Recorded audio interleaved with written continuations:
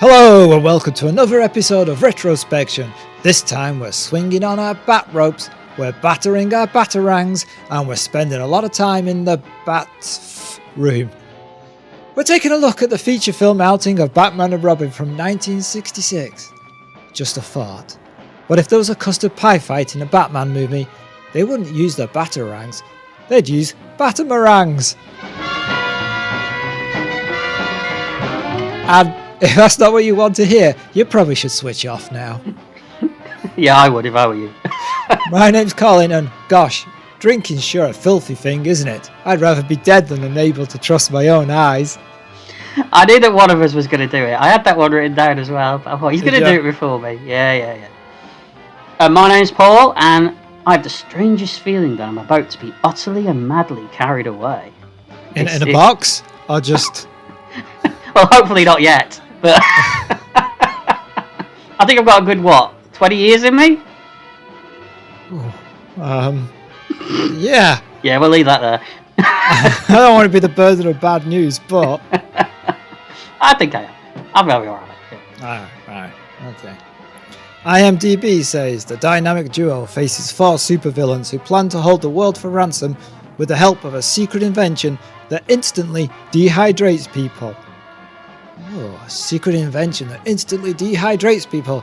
They must be eating one of your special pork chops, Paul. Do you know, you never let that go, do you? You never let that go. First time mentioned it on the podcast, though.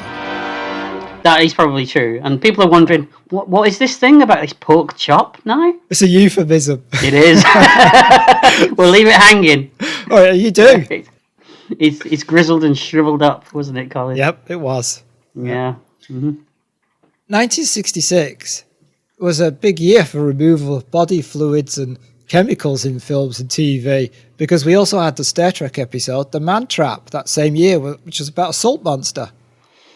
That's right, yes it was. I always forget that. I have a feeling that was a thing in the 60s, about removing parts of the body in that way.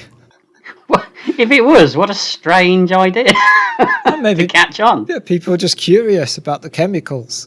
Possibly, or maybe there just was lots of fluid being removed from bodies in the 60s. There were lots of chemicals being taken. There's lots of stuff going in and a lot of stuff coming out. That's right, yeah. So Batman stars Adam West as Batman, Burt Ward as Robin, Lee Merriweather as the Catwoman, Cesar Romero as the Joker, Burgess Meredith as the Penguin, Frank Gorshin as the Riddler, Alan Napier as Alfred, Neil Hamilton as Commissioner Gordon, and Stafford Rep as Chief O'Hara. It's a great cast. It is. And because you know more about Batman than I do, is this your favourite Catwoman? Lee Merriweather is definitely my favourite one, yes. I do like Julie Newmar, who was the one that did it the most in the TV series. And Eartha Kitt was very good as well. But I don't know, there's just something about Lee Merriweather in that suit. Little Could cut out the clearing your throat bit, though. Sounded a bit... Yes. Little 8-year-old Paul. Oh, what the way you was going with this?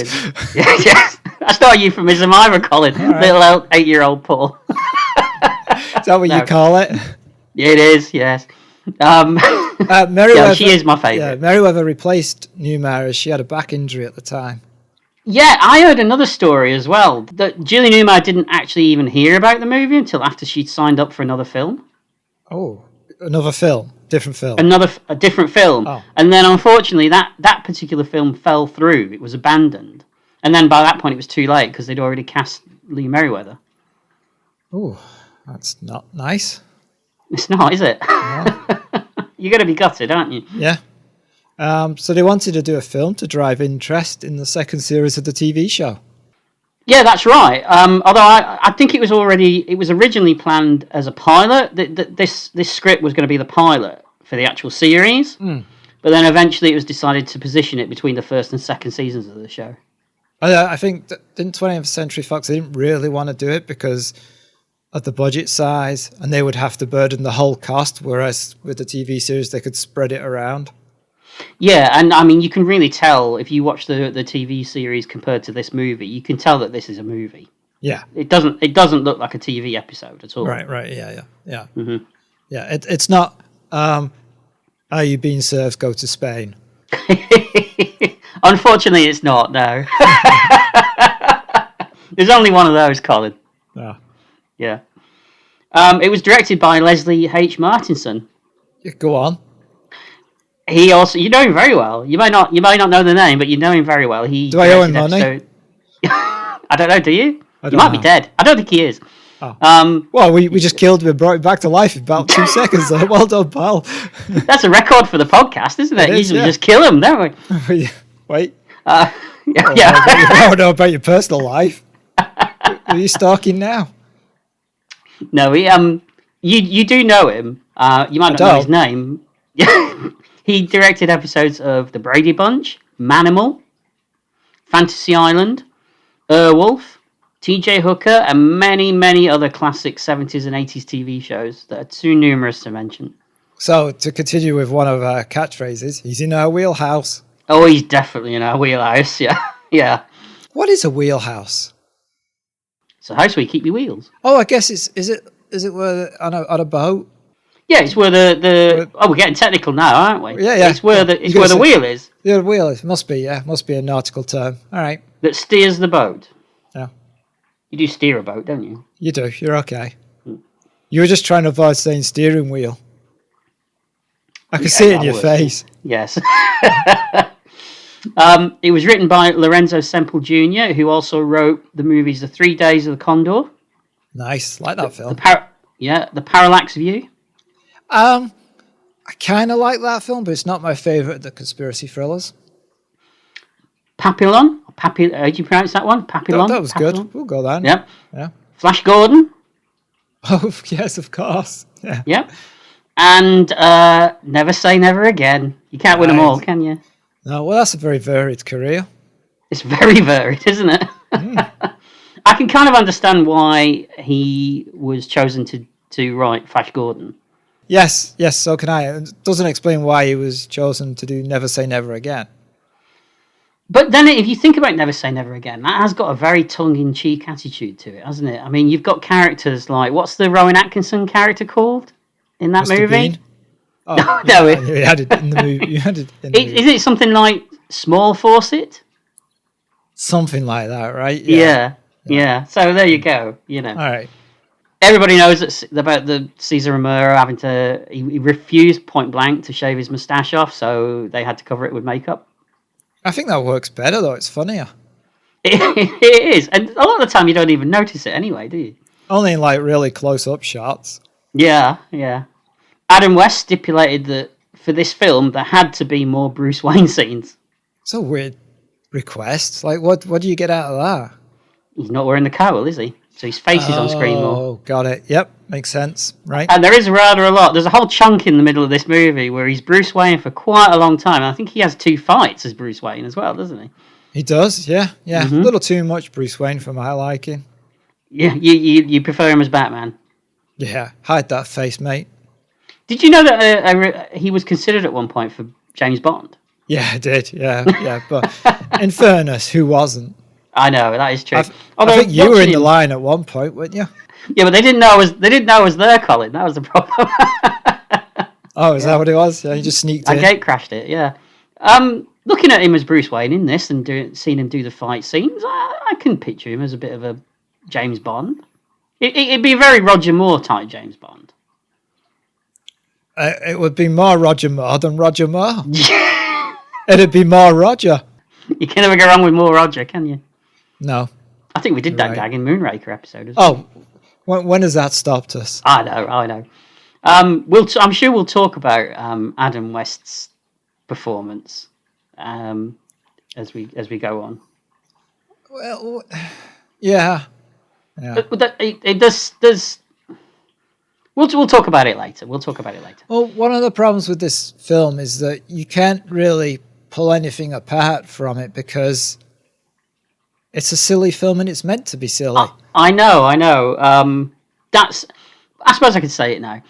He's got a cadence about the way that he delivers his lines, hasn't he? Yeah. There's something. I've always thought there's something very Shatner-esque about Adam West in Batman. Oh, can you imagine the two of them together in a film? It'd be like the Persuaders kind of thing. Oh, it would be great. Adam West and William Shatner. That would be amazing. You'd cream yourself, wouldn't you? I would. Although they have technically worked together. In what? There was a couple of animated Batman movies that they made a couple of years ago that continued the Batman TV show. And Two-Face. William Shatner plays Two-Face in it. Those movies are really good, by the way. Surprised I knew that, didn't you?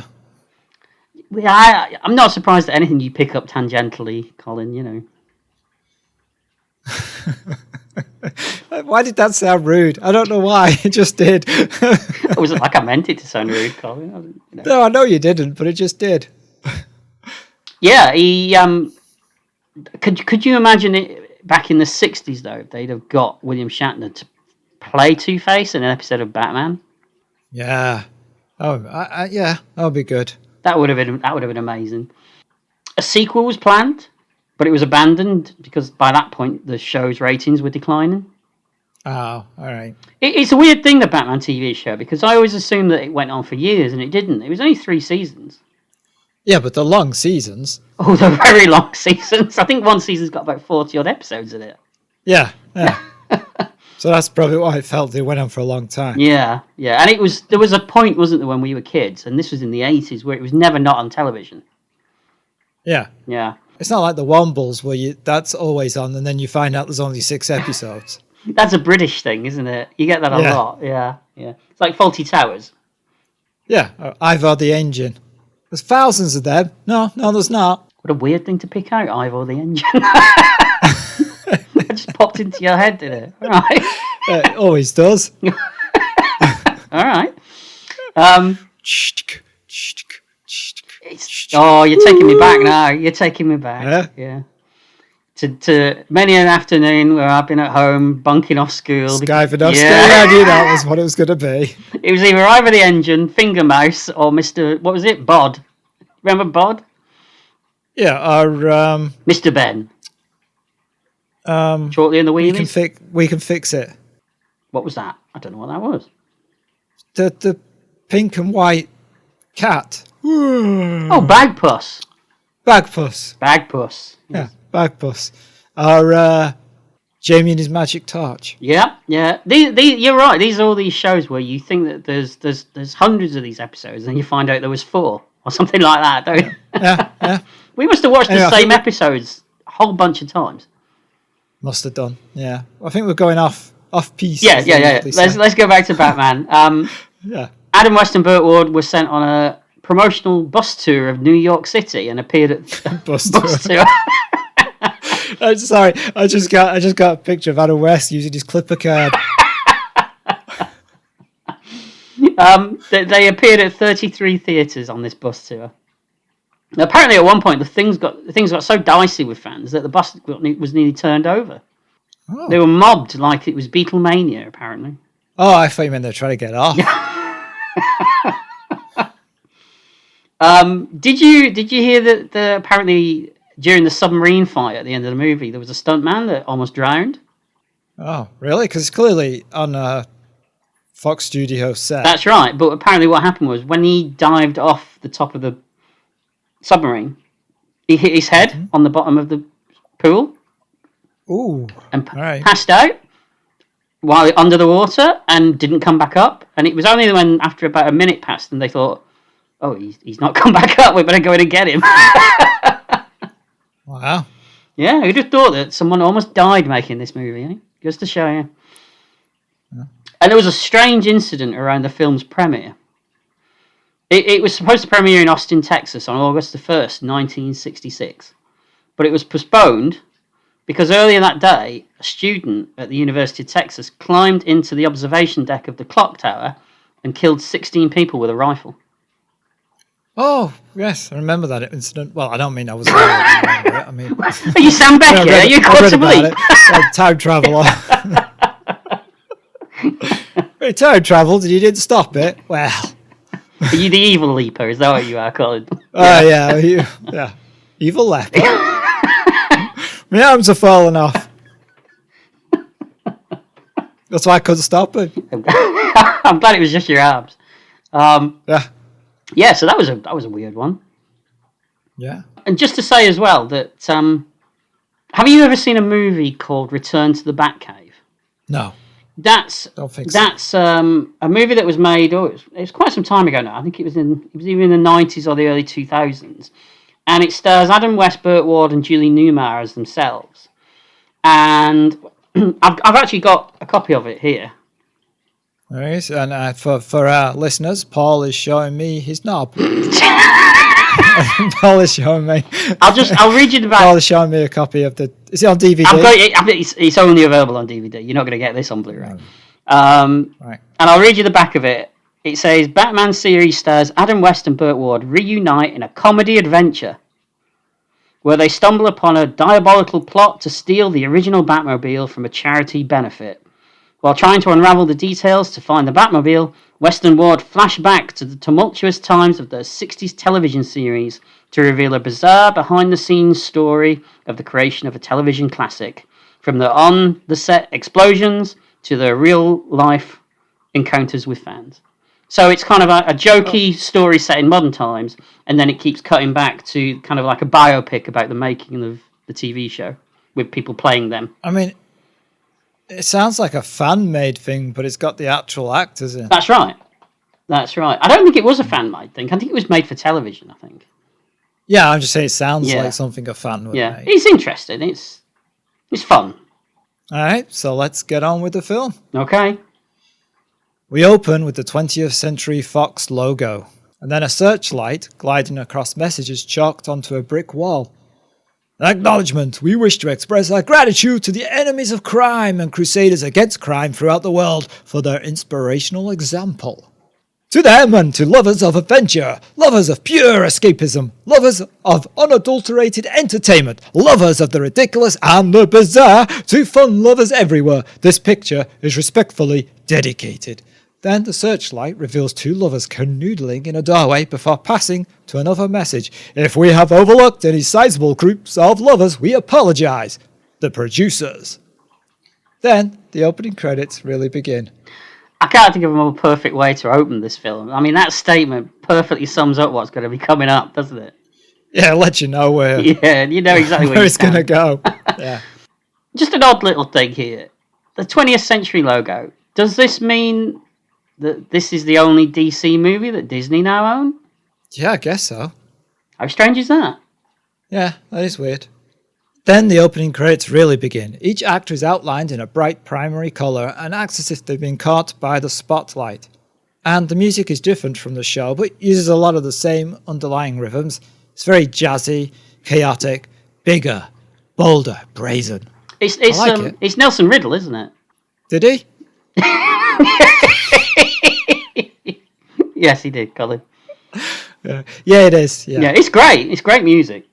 Mm-hmm. I've got the soundtrack actually on vinyl. Have you? Yeah. On vinyl? On vinyl, yeah. I do like a bit of vinyl, Colin. I've told you this before. Yeah, you like rolling around on it, don't you? It's actually it's not a modern reproduction. It's an old one from back then. We open with a shot of a ship, and then Bruce Wayne and Dick Grayson heading back to the house. We know this because the voiceover tells us so. The yacht is bringing a revolutionary scientific invention to Gotham City. On a peaceful afternoon motor ride, millionaire Bruce Wayne and his youthful ward Dick Grayson have been summoned back to Wayne Manor by an urgent, but anonymous, call for help. The invention and its custodian are reported to be in grave danger aboard the yacht. We see them jump onto the bat poles, down into the Batcave, transforming into the superhero costumes along the way. They jump into the Batcar and power it up. It leaves the hidden exit. What are you talking about? It is hidden. It's more hidden than where they keep the bat bike, like they're in the movie. And the bat boat. Oh, yes.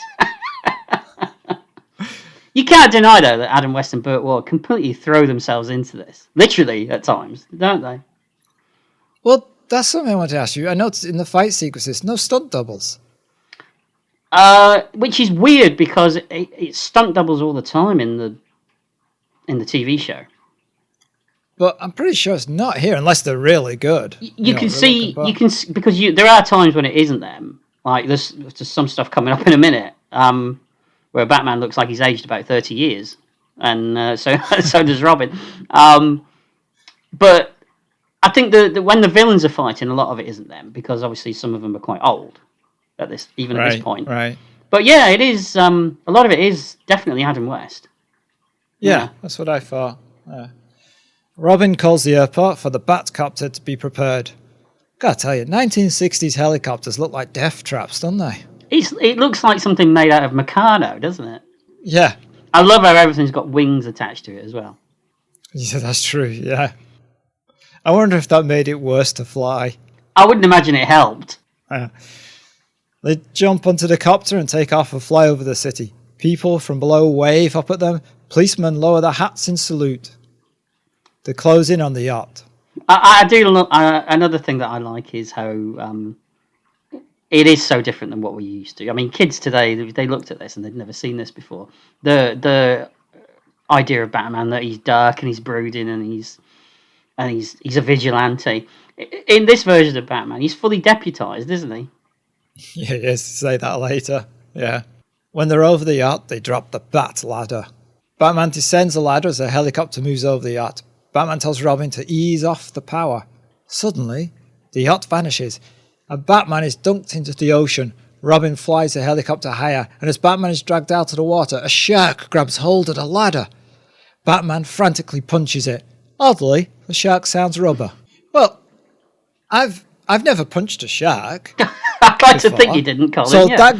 that could be very well the sound they make. I did tickle a trout once, and they just giggle like a fat man in a Roundtree's fruit gum factory. Where were you tickling trout? Where it likes it. Blackpool. Was that thing where they're in like water and you can put your hand in? No, I was just making it up. I've never. Oh, because I know I've stroked a stingray. Not a stingray. One of them flat manatee. ones. Yeah. I've done that as well. Yeah, because they sort of talk to you, don't they? What? Yeah. Were you smoking something? It's like, hello, Paul. Want to rub me top? No, I mean they look at you, don't they? And they sort of like go. That's what they do. Let's get back to Batman. You're scaring me now. You're doing fish faces. They don't talk to you, pal. I thought he was talking to me. Batman calls for Robin to bring down the shark repellent spray. Whose job do you think it is to label all these products? Alfred. Robin's. Robin's. Yes. Yeah. It's got to be Robin's, isn't it? Keeps him busy, keeps him off the streets. Yeah, because you know, if he's not busy, you know what those teenagers are always doing, don't you? Yeah. Hanging upside down, Robin hands him the spray. Batman gives the shark a dose of it.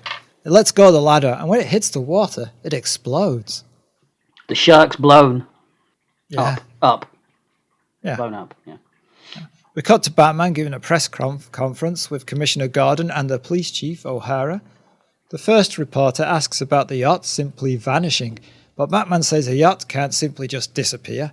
The next reporter says that the boat was owned by Big Ben Distilleries and wasn't the owner a Commodore Schmidlap, supposedly bringing a fantastic new invention aboard the yacht. Batman says no more questions about the yacht. He could be a politician with these answers. He sounds a bit like a politician in the way he talks as well. Yeah. Then a lady steps forward. She identifies herself as Comrade Katanya Arenia Tatiana Karenska-Alasov from the Moscow Bugle. Creepy. She asks Batman to take off his mask for a photograph. Everybody is horrified. But Batman says it's impossible for him and Robin to remove their masks. They must retain their secret identities. Not even O'Hara or Commissioner Gordon know who they really are. These are real masks, Paul, not the mask of civility that you hide behind. I don't. Not anymore. No, you've pulled it off. I beg your pardon? Yeah, that's right. Yeah. Robin says even the relatives we live with don't know our superhero identities, thus revealing that he lives with his relatives. Yes, that's true. I never thought of that. Speaking of relatives, did you know that apart from that time, there was one shot where you see Aunt Harriet on the lawn with Alfred? Yeah. She's not in the rest of the movie and she's got absolutely zero lines. Oh, yeah. Is she important, though? Well, she's in a lot of the TV show, isn't she? Oh, she is? Another thing as well, do the Gotham Police actually do anything in this city? Well, we'll talk about that in a second. Okay. Yeah. So she compares them to vigilantes, but they deny this. They are fully deputized by law and support the police. They call an end to the gathering. What was the point of this press conference? I know it was to give exposition to the audience, Colin. That was the only reason. It served no other purpose. What was no point actually? We're going to do a press conference where I'm not going to answer a single question. It's strange though, isn't it? That even though that's what it is, it's still so well written because it's got a little knowing wink to the audience that you know what we're doing, we know what we're doing. Just go with it. It's fun. And that's why Commissioner Gordon says, like, "Oh, you handled those press, something like that. Or you did a great press conference." And yeah, I wouldn't have thought second about it if I wasn't doing notes for a podcast. Yeah, absolutely. It would just go flown by. After the press have left, Batman says that Commodore Schmidlap is in danger and that the whole yacht business was to lure Batman into a trap. In fact, the real yacht was someplace else being hijacked. Batman asks the Commissioner what known supercriminals are at large now. A TV set is revealed from behind the wall. The Penguin, the Joker, the Riddler, the Catwoman are all free right now. So yeah, does the police do anything? Because Gotham doesn't seem to be able to hold anybody in prison. And it's quite worrying that they didn't even know that these criminals were out on the street. Except the one person who's gathering the information.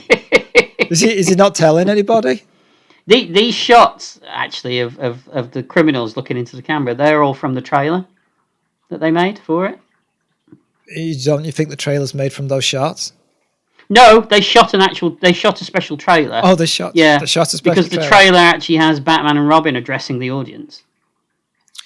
Yeah, but I think they shot those bits and the other bits are from the film, Paul. No. I read that it was a special trailer that was shot. They filmed the trailer and then they cut the trailer bits into the film. Yeah.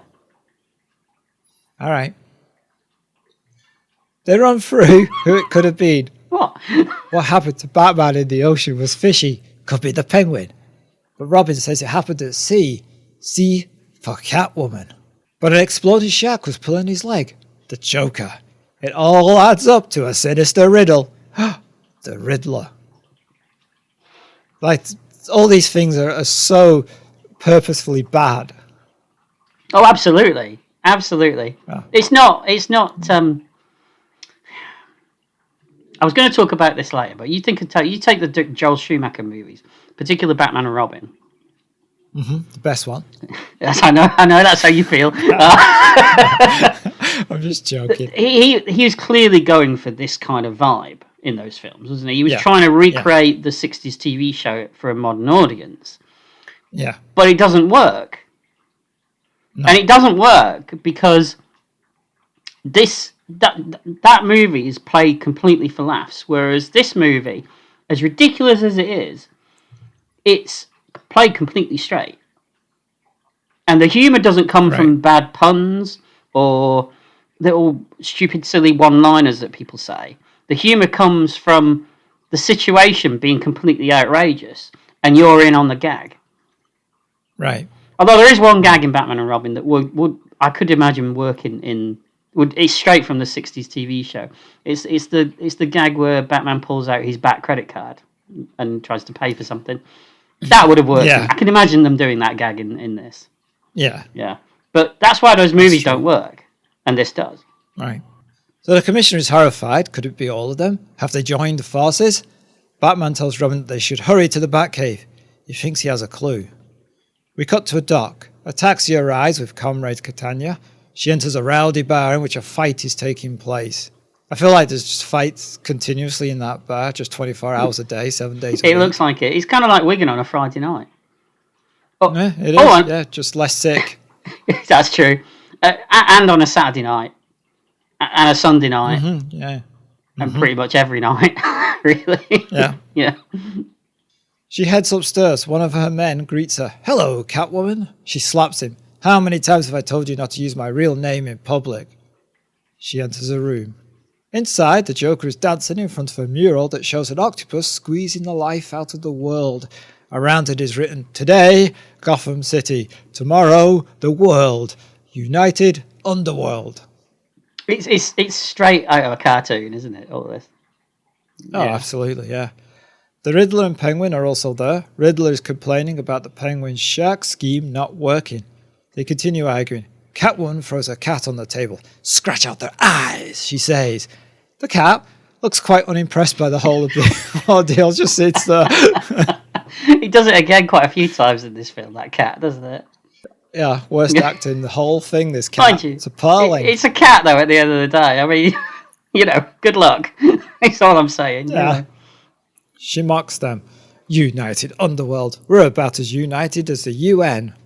It's agreed that they have to swallow their pride and hang together so they don't hang separately. It's a nice line, isn't it? There's a lot of good lines. Yeah, it's a good one. Catwoman says her plan is going well. It's revealed that Commodore Schmidlap doesn't know he's been kidnapped. He just keeps asking for his tea. He thinks that he's fog-bound on his ship and that the Joker bringing his tea just needs to get out in the sun a bit more. He's a stereotypical British character, isn't he? Yes, yeah. Although there is a worse one towards the end of the film. Yeah. Outside, one of their men is making foghorn noises on a shell, using a flipper in a pan of water for water noises, and moving a picture of the sea up and down. All very convincing. That's a cracking job. I'd do that. Would you? Oh, yeah. Dangle a flipper in a bit of water and pull a string and blow in a horn all day. It's a fantastic job. Would you not get tired? It's a bit more than what you normally do. Oh, Colin, I walked into that one, didn't I? I noticed in the background of picture frames, none of them straight and some of them without pictures in them. There's a lot of thought gone into this. Yeah. Riddler is still fuming that Batman is still alive. They need to get rid of him before their plan can progress. Penguin orders a submarine to be made ready. Back at the Batcave, they realise that the yacht was an illusion, a projection. In one of the photos that the Batcopter snapped, they could see a bellboy, or buoy, as our colonial cousins say, although they say boy in this. Don't get it. It'll give a location for the projection. It's determined that the buoy is an illegal one, and they rush out to see if there are fingerprints on it. Although, why do they need fingerprints as they've already decided who's behind it all? Don't think about it. He also does some super bat typing as well, doesn't he, when he touches the computer? Yes. Yes. Yes. Like Scotty in Star Trek. Yeah, no attempt at realism whatsoever. No. They drive to a dock and jump onto the bat boat, which just there. Considering that they're in Gotham City and it's like got all these super criminals running around, they just leave their boat tied up. Yeah. As they roar through the waves, Robin wants to know what happened to the real yacht. Batman surmises that it was taken to some secret hideaway, but he's not sure why they need Commodore Schmidlap or his invention for their baffling scheme. Under the ocean, Penguin's submarine is traversing the deep depths. Inside, they are still shouting at each other, but Penguin is the captain. In the water, he's in charge. They are approaching the buoy, but they identify a small craft also approaching. They raise the periscope and see Batman and Robin climbing aboard the buoy. Batman discovers an underwater shark cage. Riddle wants to fire torpedoes. Penguin orders them loaded. Batman discovers that salt corrosion has washed away any fingerprints, but they discover a loose screw on the panel. He removes the panel, and it reveals a powerful lens.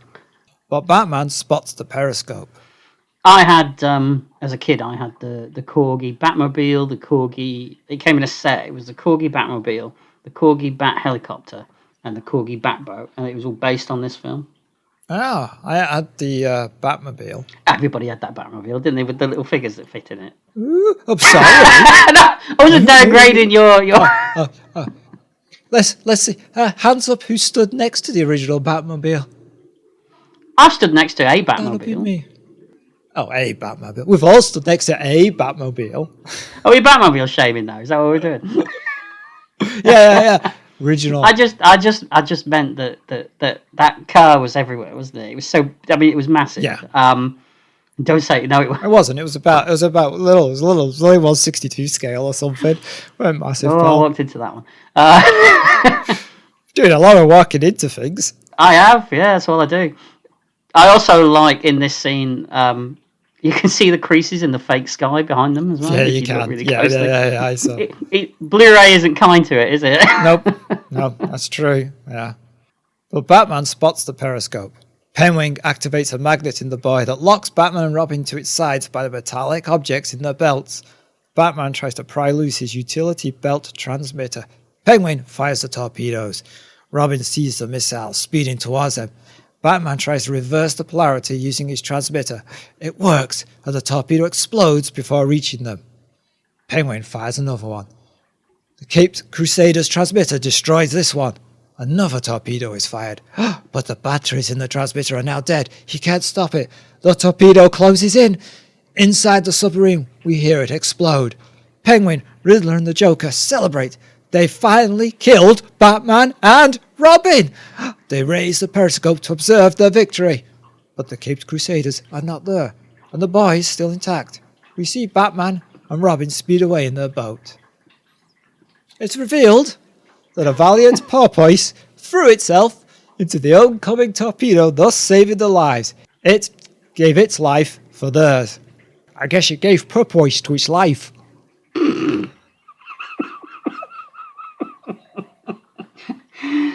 Oh, saved by a dolphin. Yeah. It's great, isn't it? Yeah, it's good. Yeah.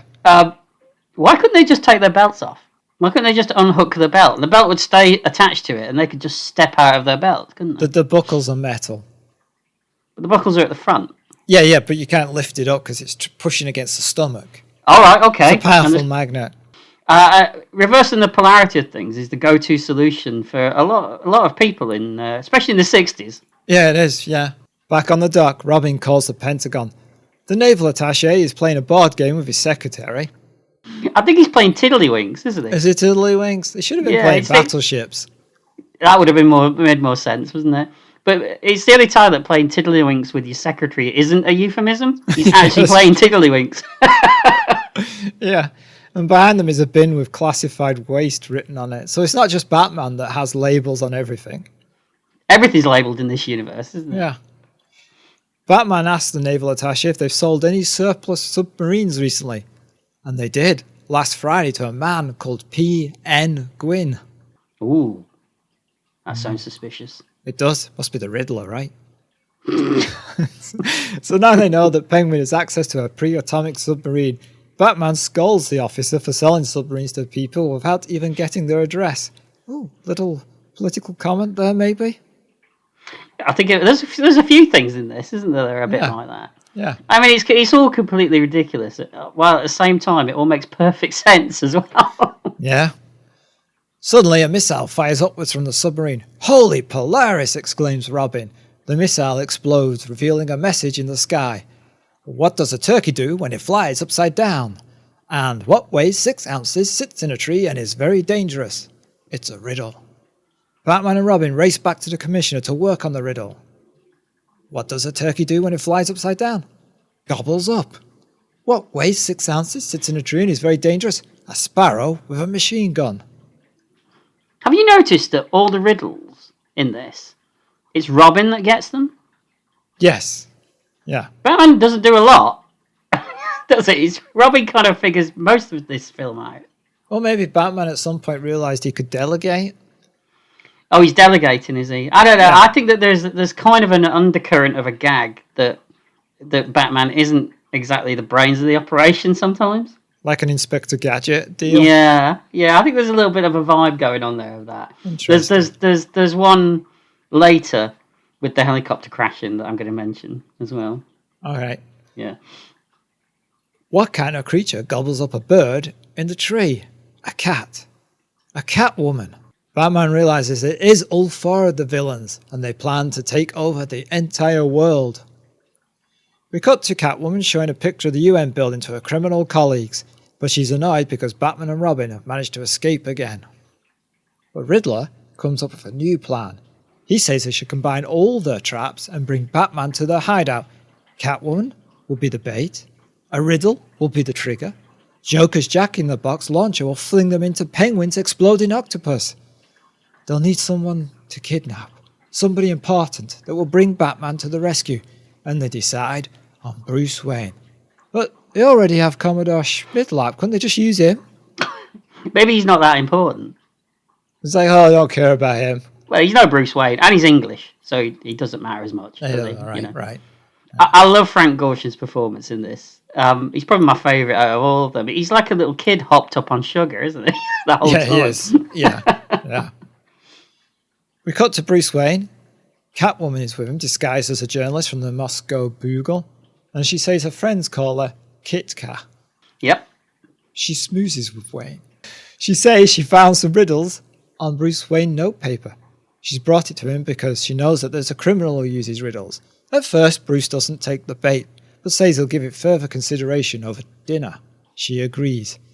Bruce leaves her and tells Alfred to see Miss Kit Kat out and then take the service elevator to see him in the Batcave.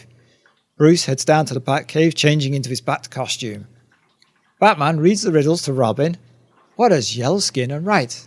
A ballpoint banana, says Robin. What people are always in a hurry?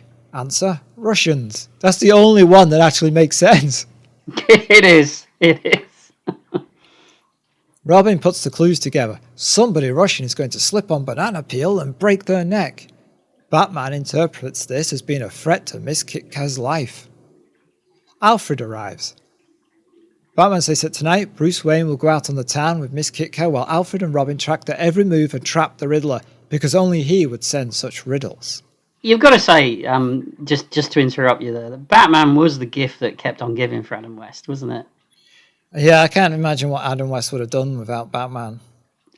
I know. I mean, I'm sure that he had his moments where he got sick of it, but for the most part, he always seemed quite happy to talk about Batman, and who can blame him, really? I mean, he reprised the role so many times. He did it in animated shows where he did the voice with Burt Ward at one point as well. He did personal appearances in costume all through the 70s. And I don't know if you've seen it, but there's this terrible TV special called Legends of the Superheroes that he did. I think it was in the 70s. And it was kind of like, it was a mix of location shooting and then stuff that was done on a stage in front of an audience, because you can hear laughter. It's like a roast, isn't it, as well? To superheroes? Yeah. But all in character. Yeah. And he and Burt Ward played Batman and Robin in it. Yeah. It's terrible, but it's also good fun at the same time. Right. So yeah, he was always quite happy to I think, for the most part, to mine Batman. Yeah. Not minefield, not blow it up. Tread carefully. I mean, you compare that to a lot of William Shatner, for example. Going back to Shatner, I think he had a point where he probably was sick of Captain Kirk. Well, Leonard Nimoy definitely had a period where he was sick of Spark. Yeah. But it's like you said, what would Adam West be without Batman? He'd have been a minor bit player in 40s and 50s movies, wouldn't he? Yeah. Later, Bruce Wayne is having dinner with Miss Kit Kat, and then they go for a carriage ride. Robin and Alfred follow. Did you notice the name of the restaurant? Yes, it was called the Folded Arms. Yeah, which is a popular pose for Batman, right? Especially Adam West's version, because he always folds his arms and cups his face, right? So I thought that's what they were going for. Yeah, he also does another thing where he does like a weird bat pose, or I think it's like where he'll put his arms across his chest like this. Yeah. Like a bat or something. Yeah, so I think they did that on purpose. Yeah, definitely. So he goes back up the bat pole here, doesn't he? And changes back into Bruce Wayne for the next scene. He kind of stands on it, flicks a switch, and it shoots him back up. Right. Yeah, it's steam powered, it says, right? Steam powered, yeah. You know, as a kid, it always drove me crazy trying to work out in my head how that costume changing device worked. Does it put it on him as he goes up and take it off him as he comes, or do we not see a bit where there's a little room up there? So it does, and then we're just seeing the beginning and the end of it. But in the middle, he stops and there's a little changing room. Is that what you? Magic. It's magic. I was waiting for that. I was waiting. Yeah, I was waiting for the Supergirl does it. Yeah. But Batman's not. He's not a supernatural creature, though. He's not. He's not an alien. So how can he do magic? That's why Supergirl does it for him. She's not a supernatural creature, Colin. She's an alien. Yeah, but her powers are different from Earth powers. Well, we're talking Batman. We're not talking Superman. All right. I want to know. Right. Well, obviously in the Batman world, it would be a device. In reality, it's probably a little room with an old lady who just puts his clothes on for him. It's Aunt Harriet up there. Yeah, that's what she does. That's why we don't see her, because she's in that room. She's, oh, Mr. Ward,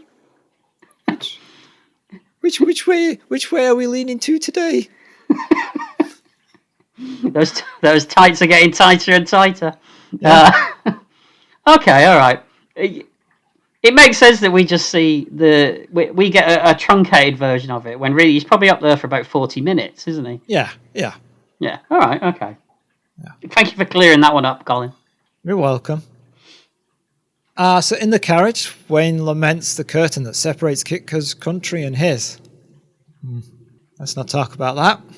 Yeah. No, we'll leave that one there. Yeah, they kiss. Alfred and Robin are still following, but they stop watching. Robin checks in with the commissioner and tells them they're still in the park.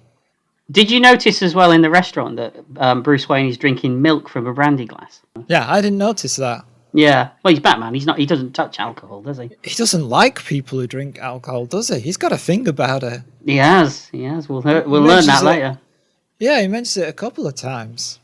Robin comes up with a plan. They should flash the bat signal, and if the criminals see it, they'll think Batman and Robin are racing to the headquarters, and then that's when they'll make their move to kidnap Miss Kitka. The signal is fired into the clouds. Wayne sees it. He's confused for a second, and then realizes what's happening. They close their eyes and talk about what they're dreaming about. Meanwhile, Catwoman uses a device to flash a message to the others. Penguin tells his men to break out the jetpack umbrellas. Meanwhile, Alfred and Robin are sitting outside of Kitka's apartment. Inside, she slips into something more comfortable after kissing Wayne. Robin turns off the viewer because, some things he shouldn't see. He must be the only teenager in the world who's switching porn off the TV. Well, it'd be a bit weird watching porn with Alfred sat next to you, wouldn't it? And with Bruce Wayne, who's kind of like his dad now, isn't he? Yeah, there's so many issues there. In the sky, Joker, Riddler and Penguin and his men are riding the jetpack umbrellas. I like those. Yeah, I love how they're all wearing masks. They're all wearing little masks over their eyes as well. But yeah, they're still in complete costumes. It's not like you're not going to know who they are, is it? They land on the terrace. Wayne and Kitka continue their flirting with each other. Wayne says, I have a feeling I'm about to be utterly and madly carried away. Just then, the Joker, Penguin, Riddler and his men break in. Wayne jumps up and starts fighting them, but they overpower him. This is the fight sequence that it looks like he's actually fighting. Yeah, and he's really going for it as well. He's very, I never think of Adam West as a physical actor, but he clearly was. Yeah. Meanwhile, unaware, Robin and Alfred are still sitting outside, but when he switches the viewer back on, he sees the empty room with evidence of a fight. Looking up, he sees the criminals making their getaway. The next day, the headlines on the newspapers are Bruce Wayne and girl companion kidnapped. Yeah, she doesn't get a name. The criminals don't understand why Batman hasn't rushed to Wayne's rescue. Wayne wakes up and demands to know what has happened to Miss Kitka. He rushes at them, but his hands are still tied and they just simply trip him up. He demands to see her. Catwoman tells him to blindfold Wayne and lead him down the path to Chamber 17. Once there, Catwoman is back to pretending to be Miss Kitka. She's tied up on the bed. Riddler says 2 minutes, no more, and pushes Wayne onto the bed with her. So Bruce asks if Kitka is all right, and he blames himself for the predicament. He fears that they have nothing to look forward to other than death.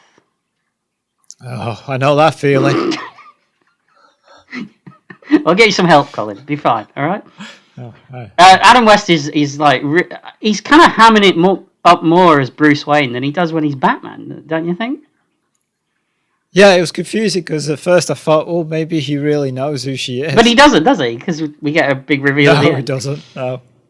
But she says it may not be that bad, as Batman and Robin are probably on their way here now to save them. That they're probably just bait. But Bruce has his doubts. Yeah. He asks Kitka if she's overheard of any other prisoner being kept here, but she says that she hasn't. And all the time, Joker, Penguin and Riddler are all listening in. I had to I had to stop for a second in the middle of me saying that then, because then I realised that for most of it, I haven't put people's names. Because I know this so well, I've just put J, P, and R. And so it says all the time, J, P, and R. I'm thinking, the fuck are J, P, and R? And then in my head, right, okay. Bruce Wayne's lawyers. Yes. What are they doing here? Then Commodore Schmidt-Lab rings for his tea. Bruce suddenly remembers that he has a radio device strapped to his elbow, like all good capitalists should do. Yeah, in case they're kidnapped. Yep. But as he's trying to get at it, the gang who have been listening grab him. They take him back into the other room and they smugly try to find the transmitter. But Bruce breaks free. They fight. And it's another well-staged fight. Yeah. Yeah. They're all really good in this. Yeah, it's very Sometimes enjoyable. in the TV show, you can tell that the ideas are running a bit low, like because you have to have a fight in every episode, you know. Yeah. And the ideas for how can we do this differently are starting to get worse and worse, you know. Yeah, when you're on episode 37. Yeah. And you've got, like, I don't know, 3 hours to film it in. Mm-hmm. Yeah. But I think that because this is a movie, they're staged a lot better as well. Because they've obviously got the time, haven't they? Yeah. During the fight, a henchman lands on the Jack-in-the-Box and he's sent flying through the window into the ocean. Or rather, a small model is. Yeah. It's fine, though. It's perfectly Yes. fine. No. Bruce runs into the bedroom looking for Miss Kitka. But she's not there. So he pushes his way back out and he climbs out the window and expertly dives into the ocean. Yeah. All very good. Very Bondy. Just saying.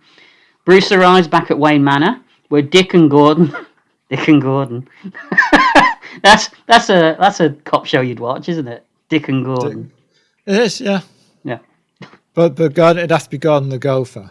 Oh, who would Dick be then? Dickie Attenborough. Dickie Attenborough and Gordon the Gopher are two cops. I'd watch it. Gordon doesn't want to be partnered with Dick, though. That's Why the not? twist. Ah, Because he doesn't like humans. Is that when we get rid of him in at the end of the first season and bring in Roland Rat? No, Roland Rat would have to be the villain. That's true, he would be. Who could we have as the new partner then? But it still has to be a human because that's your gimmick, you know, because they don't They don't get other. on. Yeah. Yeah. Okay. All right. You need to get on that. Add it to the list of all the things that you get right that we're not going to get sued for. You'd have him like, you know, Dick would be telling Gordon to do something and Gordon would be like, I'm not your hand puppet. But more squeaky, obviously. Yeah, oh yeah, because he just squeaks, right? Don't he? He does, yeah. Then you'd have to have another person who translates everything for Dick. Unless Dick could just understand what Gordon says. Yeah, and you put subtitles on the bottom. Or you don't even do the subtitles. You just everything. No, you just have Dick responds. Yeah. Dick responds. Those were the days, eh, Colin? Telling Gordon that he's escaped with the aid of Batman. With a decent mallet, it still works. A stiff talking to. Is that what you give it? Yeah. Telling Gordon that he escaped with the aid of Batman, he suggests that he return to the station in case Batman needs to call him. Heading to the Batcave, they change again. And they jump into the Batmobile and head out. Back at the villain's lair, Penguin is outlining a new plan. Everyone reluctantly agrees, and they drug Commodore Schmidt-Lab and take him to the submarine. Then Penguin has 5 henchmen brought in. Yeah, with GP written on the shirt, which stands for guinea pig. Guinea pig, Who'd volunteer for this job? You put it on, you'd be like, well, that's not my initials. What does this stand for? Oh, you're a guinea pig. Yeah, hold on, start taking it off. When they saw the advert in the paper for a guinea pig, did they think it was just a furry kind of situation? Maybe, You know? Well, this is not exactly what I was looking for, but okay. Penguin brings in a contraption called the Total Dehydrator, and he fires it at the henchmen, reducing them all to small piles of sand. But he does one at a time, so if you're henchman 2, to 5, you're going to be like, "Whoa, hold on a second." Yeah, when they're panning down the line as he's dehydrating them. They get to the last one, and it's just an empty space, and he's already out the door. There's just a shape of him in the wall. He's run through the wall. Yeah. Yeah.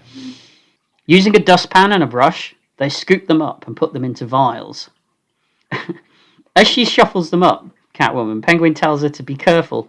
Every one of them has a mother. I like that. It is.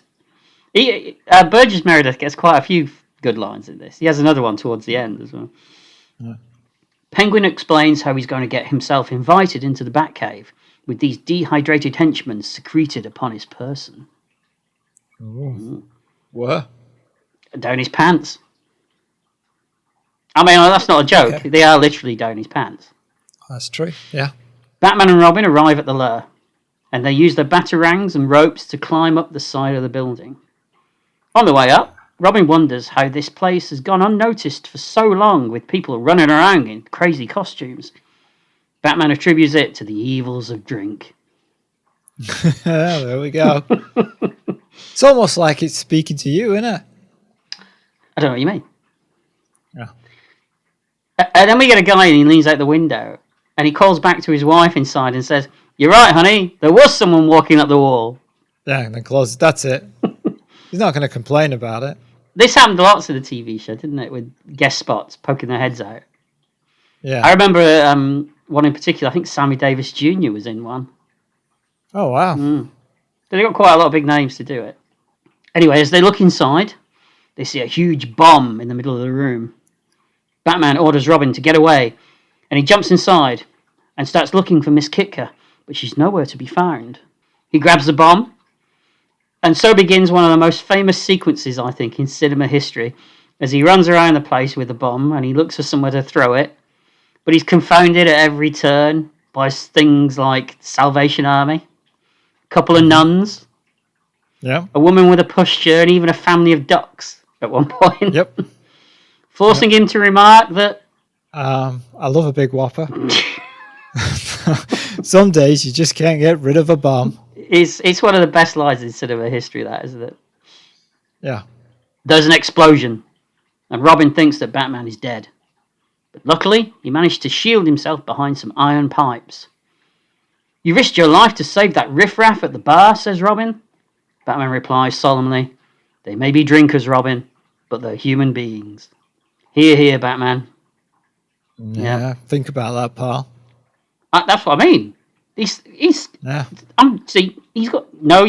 You're wrong. He's got sympathy. Sympathy. But more like pity. Yeah, it might be that. Yeah. They're wondering what to do next when the Penguin waddles over, masquerading as Commodore Schmidt-Lab. They see through his disguise, and they ask him what his game is. But Penguin insists that his name is Schmidt-Lab. They tell him that they can run his fingerprints through the Bat computer in the Batmobile. But Penguin tells them that he's ruined his fingertips pressing a waistcoat. Yeah, he's got like plastic skin or something on his fingertips, right? Batman decides that they can check his retina eye pattern back at the Batcave. And Penguin is suspiciously happy to go. Up to something, I think. So. So they spray him with bat gas, which they keep on their person. Don't you? Well, I find it a little bit suspicious that they keep stuff that can knock people out in their utility belts all the time. You think they're like radio DJs or something? Yeah. Friends with Bill Cosby. And they drive. They're like friends. It's like Friends of Dorothy. Is that kind of similar kind of thing? Not quite. Ah, all right. And they drive Penguin back to the Batcave. Here's a question then. If they've knocked him out, why can't they just pull his disguise off? But Batman's going along with it, isn't he? Kind of. Ah, all right. Because he's trying to... He wants to know what the plan is, doesn't he? What the route... Why they're going to this ruse. Maybe they can uncover something. That makes sense. So they revive him in the Batcave, and he asks them for a glass of water as he's a little bit parched. And he goes to the clearly marked drinking water dispenser in the corner. Not the bat. It doesn't. Drinking dispenser. It doesn't say bat on it, oddly. It just says drinking water dispenser. Yeah, I guess that's because it's for anybody. Guess so. Makes you wonder who they're inviting to the Batcave a lot then. Whoever they're gassing. It's taking a dark turn, isn't it? But unbeknownst to them, the Penguin has attached a hose to the water that feeds into the vials of sandy henchman that he's keeping down his trousers. Sandy Henchman? Yes. Is that his name? That's it. I thought that might Is be he a stunt man? Yeah. Hello, I'm Sandy Henchman. You know me from films such as Albatross, the Wonder Dog. I've seen that, I think. Yeah. Unfortunately, he also accidentally turns the water from light to heavy. Remember that? It's important. Okay, I'm remembering it. Switching on the water, the henchmen suddenly appear. But as they make contact with Batman and each other, they disappear, popping like balloons. Why? It's because it's due to the atomic pile's heavy water. Oh, I forgot about that. I think the atomic pile is that big thing in the background, isn't it? That's what I had last Thursday.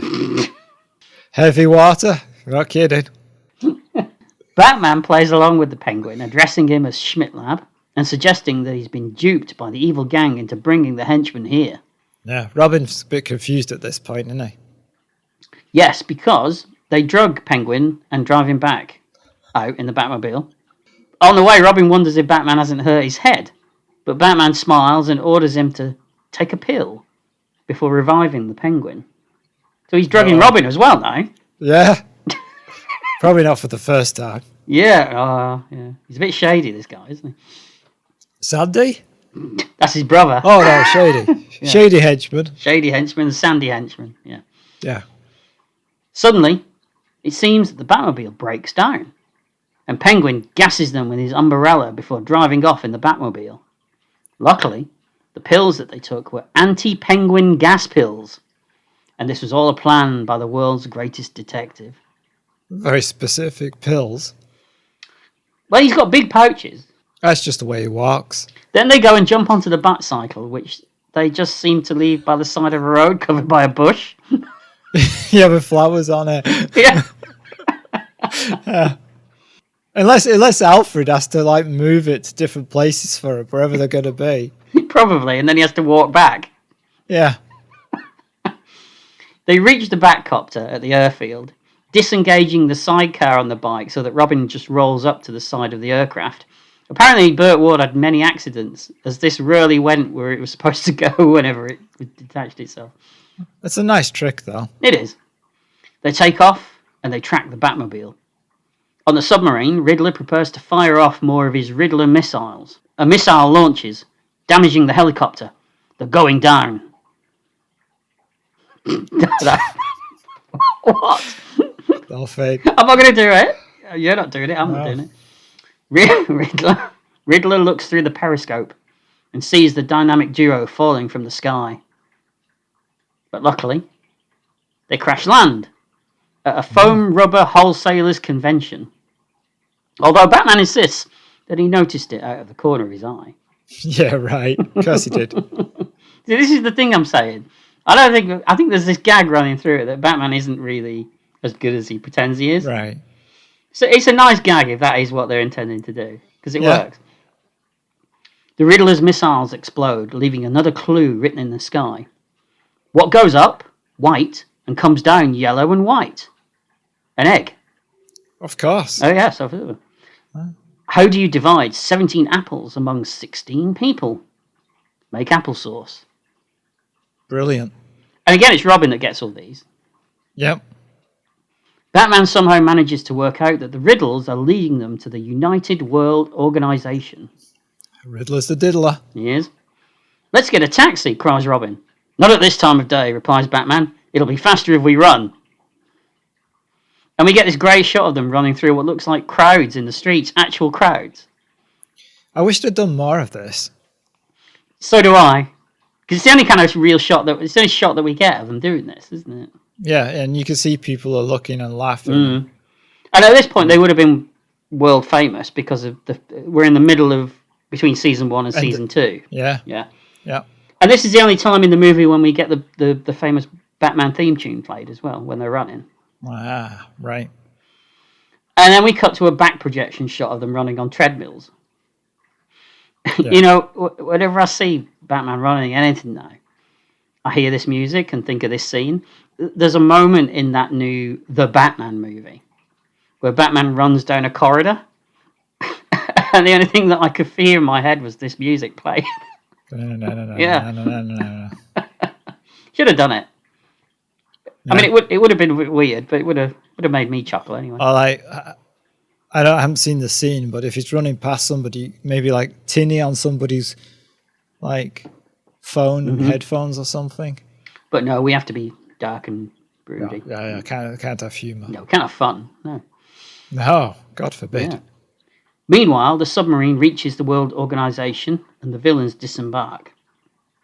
Inside the building, Penguin knocks out all the guards with his gas umbrella. And do you see him when he gassed the first guard? None of the gas went towards the guard. It all went back to Penguin. Nowhere near the guard. Yeah. It's one of those. Just go with it, isn't it? Oh yeah. And Penguin lets the others inside. Meanwhile, Batman and Robin are still running. Holy marathon! I'm getting a stitch! Cries Robin. That line made me chuckle for some reason as well. Yeah. Back at the United Council building, the stereotypical delegates from all the nations are arguing around the table. You say all the nations, pal? What's missing? Well, about 100. There's only 9 people in the room. Well, we don't. Maybe this is a smaller world. Let's say. There's only 9 countries in the Gotham world of the UN. I guess so. All right. They're all arguing anyway around the table, and the villains creep inside. And one by one, they reduce them all to coloured piles of sand and scoop them into vials. Batman and Robin reach the building and head up. And we get a little gag where Batman reads the word up on the elevator controls in all the different languages until he gets the English word, and that's the only time, that's when he jumps into the elevator. Right, yeah. It's a weird gag, but it kind of works. It does. I thought it was funny. The bad guys are creeping out when our heroes meet them in the corridor. But Catwoman threatens to kill Miss Kitka, giving them time to escape. Batman surmises what's happened to the Security Council and that the villains will be making their getaway in their submarine. On the sub, the villains are preparing ransom messages to all the countries. But Batman and Robin are chasing the sub in their Batboat, which the villains pick up on their radar. Ooh. They launch homing missiles at Batman and Robin, but they use a bat radio to jam its signal, causing it to crash and explode. Yep. The villains think they've won, but soon discover that Batman is still pursuing them. The villains then launch torpedoes at Batman and Robin, but Robin uses a bat charge gun to destroy them. So no porpoises in this then. No. Well, the word's got out, haven't they? Get away from him. Yeah. They're all somewhere else having a whale of a time. Penguin orders the submarine to run silent, run deep, and that's another good line from. Yeah. It's the title of the film. Exactly. But Batman and Robin use bat charges and force them to the surface. And while the sub is getting pummeled by the charges, we see Commodore Schmidt-Lab in his cabin reading, and he hardly notices anything that's going on at all. No, you think even like as a seasoned captain of a ship, you'd notice? Yeah, you'd think explosions. So. You'd think so. Yeah. I mean, what kind of ship does he run then? If that's a normal behaviour. A shoddy ship. Yeah. Isn't it? It's a short, shoddy ship. It's a short, shoddy ship with shady henchmen on it, probably. It's a short, shoddy ship with shady sailors on it. It's a short, shoddy ship with seasoned sailors. Very good. I'm going to stop that there because it'll just keep going. Batman and Robin. It's a short, shoddy ship with silly seasoned sailors. That's the one. Batman and Robin pull alongside and board the sub, where they're met by the villains and their henchmen. And this is where we get the best action sequence in the movie. It's a fight on the deck, and it's got swords, it's got acrobatics, And finally we get the Jugglers. Yep. Clowns. Well, he's got the Joker. He's a clown. Yeah. And finally we get the Poe and Crash sort of words appearing from the TV show during the fight. We've not had that yet in this movie. I know, and that's good. I like that they saved it for the end. Absolutely.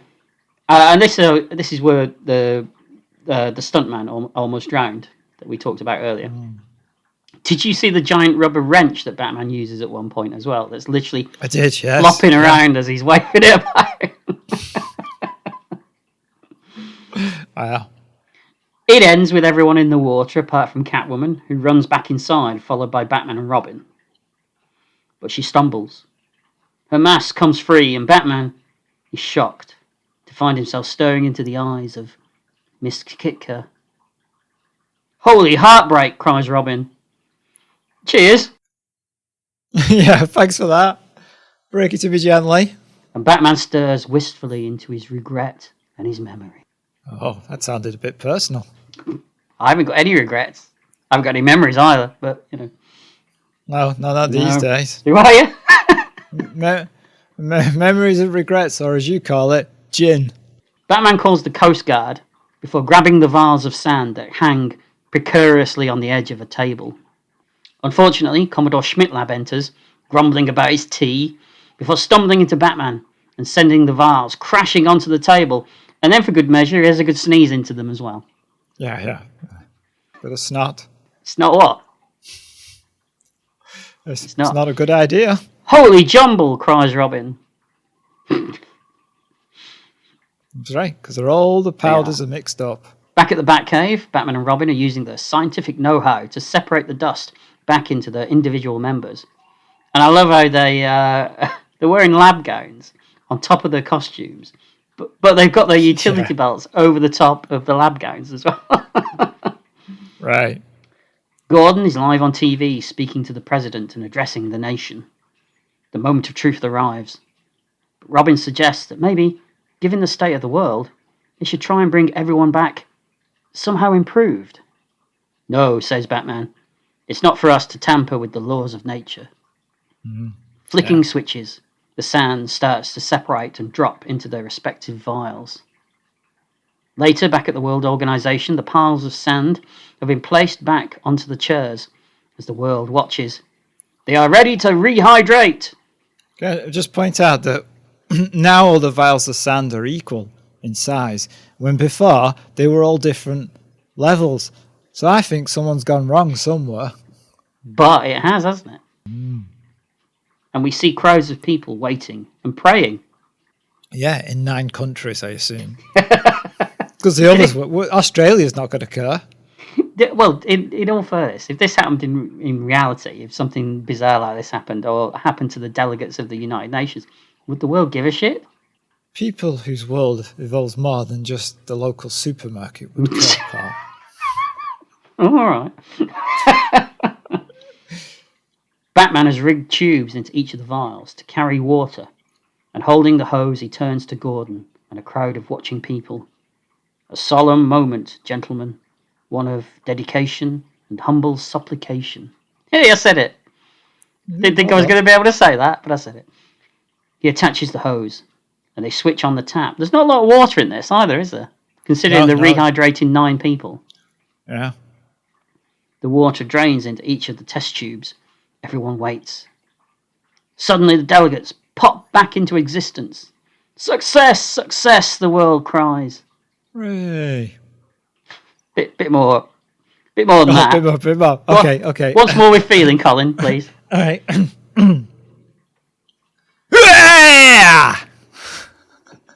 So, Colin, we like what you've done, but we're going to go a different way with this, okay? Oh, okay. Should I wait by the phone? No, I wouldn't. Oh.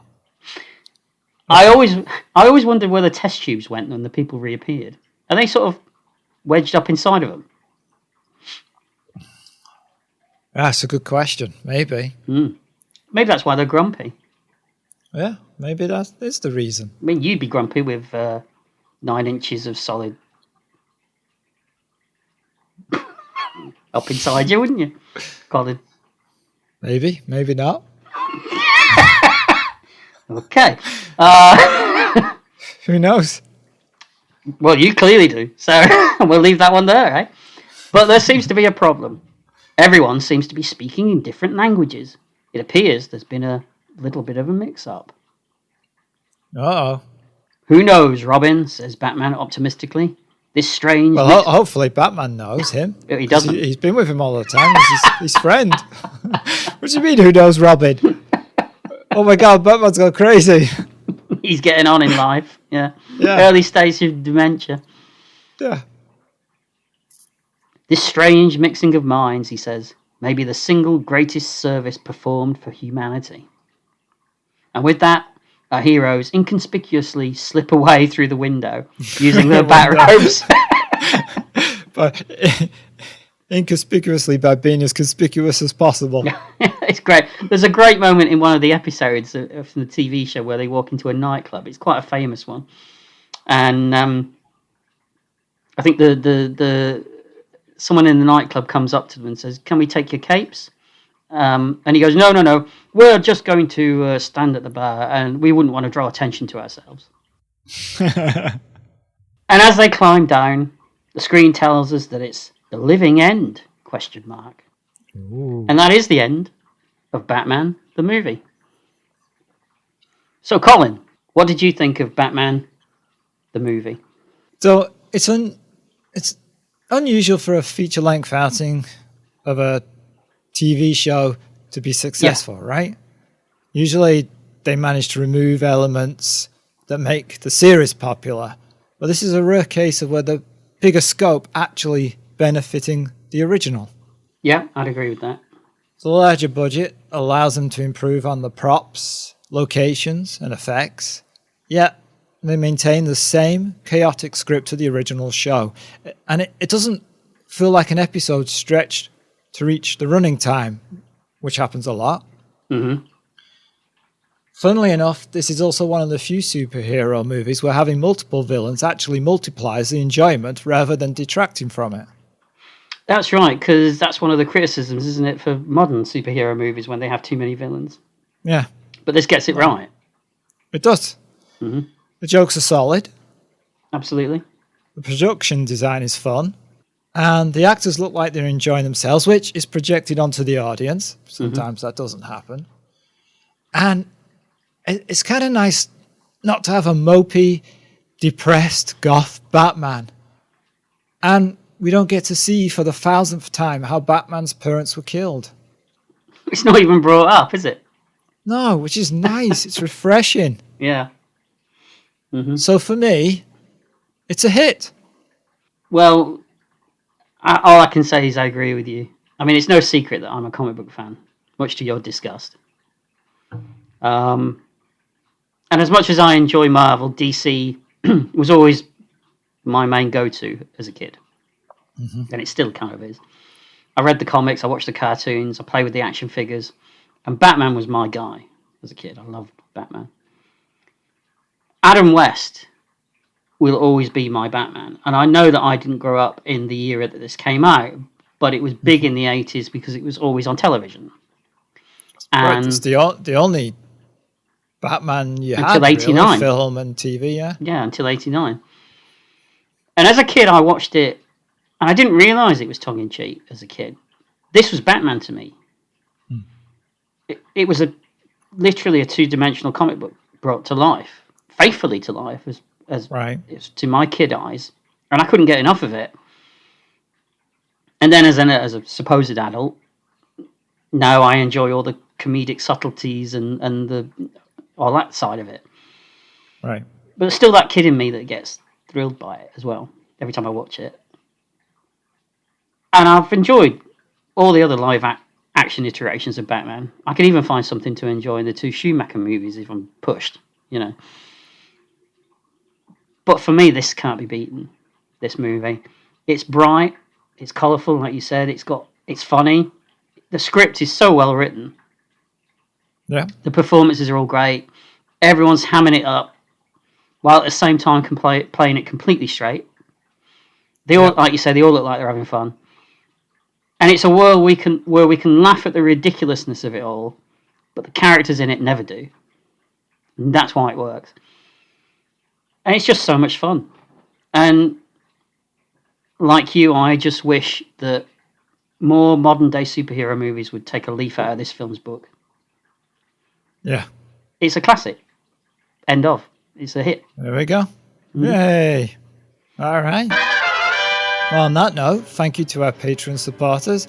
And don't forget, you can email us at info@retrospectionpodcast.com. You can visit the site, retrospectionpodcast.com, and you can still message us on Facebook, Twitter, and Instagram. I hope you rate and review us because it really helps. And as Batman says, there's always hope. That's true. Bye. Bye.